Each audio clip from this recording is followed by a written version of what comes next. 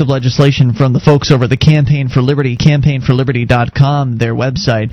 It says here that it's in committee right now and that very few representatives have read it. Apparently it will be devastating for everyday folks, but great for factory farming operations like Monsanto and Tyson, to name a few. I have no doubt that, this is again the Campaign for Liberty saying, they have no doubt this legislation was heavily influenced by lobbyists from the huge food producers. It's so broad-based that technically someone with a little backyard garden could be fined and have their property seized. It will affect anyone who produces food, even if they do not sell but only consume it. It will literally put all independent farmers and food producers out of business due to the huge amounts of money it will take to conform to factory farming methods. If people choose to farm without industry standards, such as chemical pesticides and fertilizers, they'll be subject to a variety of harassment from this completely new agency that has never before existed.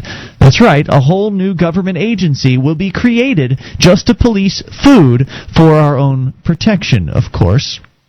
And, you know, there's more to the story here. It looks like it criminalizes organic farming, but doesn't actually use the term organic. So they must get into definitions of, you know, what types of farming are criminal versus what aren't. And essentially criminal farming defines, organic as criminal farming.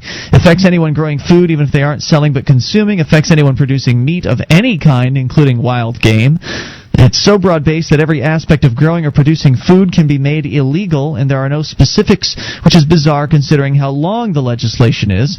Section 103 is about the administrative aspect of the legislation. It will allow the appointing of officials from the factory farming corporations and lobbyists and classifying them as experts and allowing them to determine and interpret the legislation. Oh, that's a good idea. So essentially, if you've got a problem with Monsanto, just wait until this new government bureaucracy is formed and the executives from Monsanto are placed upon the regulatory board to make decisions as to whether or not your farm should live or die. This is how companies like Monsanto get as large as they do.